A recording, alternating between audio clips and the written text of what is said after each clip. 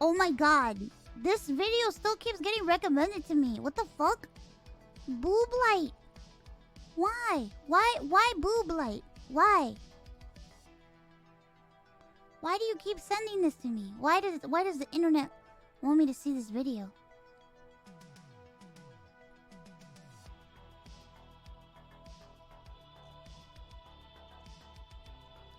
You guys want to see it?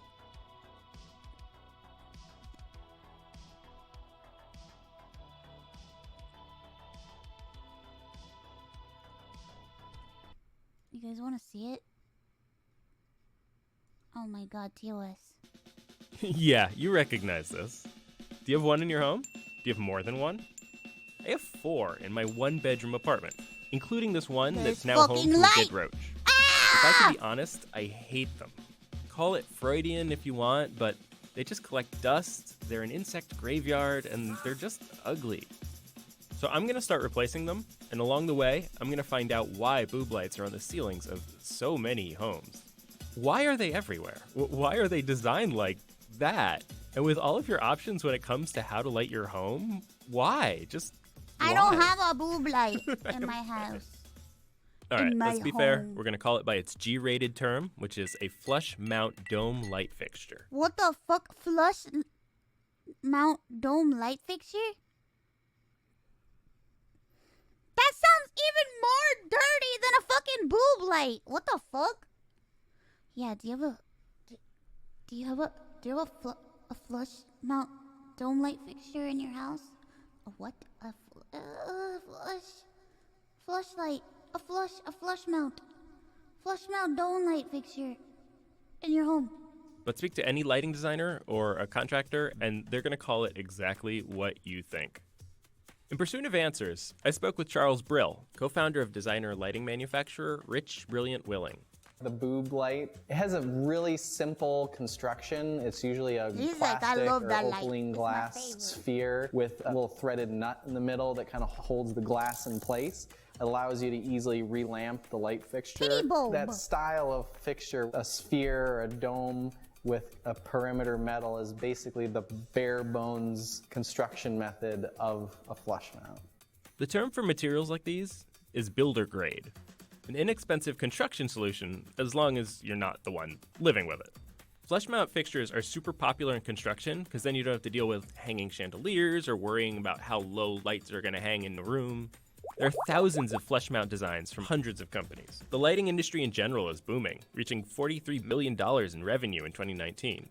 And boob lights are some of the cheapest, especially if you're buying in bulk. $41.99? Look, I can get a pack of 6 for $40. For 6? But frugality can't be the only answer, can it? Who designed this and decided this looks great on a ceiling? To find out, we have to go back in time. Or to your local craft bar. You recognize these, though, Edison bulbs. They're the trendiest thing now, but before 1904, they were the only name in the light bulb game. And they kind of sucked. They were powered by a carbon filament that wasn't very bright, but burned hot. Not a great thing to enclose in a diffuser and shove in the ceiling. Oh my god, flush mount dome lighters Fire inspectors would not have approved. Builders usually hung them from ceilings, but kept them low in pendant lights. Then, as cities grew, builders looked for ways to light smaller rooms with shorter ceilings, and their prayers were answered by the improvement in mass production of the incandescent light bulb in the early 1900s. Edison was a Invented dick? in Britain and developed by William Coolidge, these bulbs swapped the hot, dim carbon filament with a tungsten filament. The new bulbs burned much cooler and were bright enough to be installed right next to the ceiling. Wait, Builders also loved installing flat mount light fixtures in the newfangled concrete-based homes because they didn't have to install hardware in the concrete ceiling.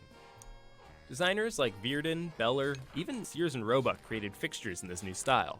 Early flush mounts played around with the design, often relying on screws around the edge to keep the diffuser in place. Finally, around 1930, perhaps as a result of some new technology making hardware smaller, an anonymous light fixture designer discovered that the finial could be placed at the center of the dome.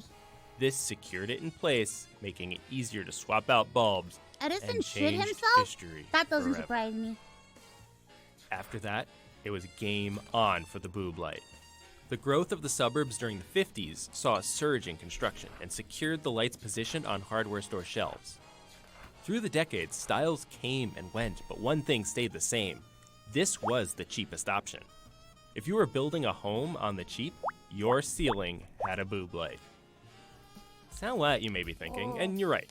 Besides being distracting, there's nothing wrong with relying on a boob light.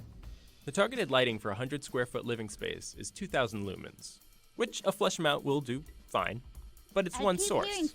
From a lighting design perspective, they're kind of basic. When you start with a room with only a flush mount, the ambient light is created through the flush mount. To really define a space, you want to be able to wash the walls, to define the perimeter of the space. Work with floor lamps or other track lighting that have a focal light to feature textiles on your sofa or an area rug. At the end of the day, it's not that I have anything against boob lights. It's that lighting, like everything, is an art form. It should serve as both form and function. And it's fine to design a light that stands out or blends in, but this does neither, which just makes it that much more confounding that they're everywhere. It's impossible to talk about lighting in 2020 without mentioning LEDs. This man. They've been changing the game since the early 2000s.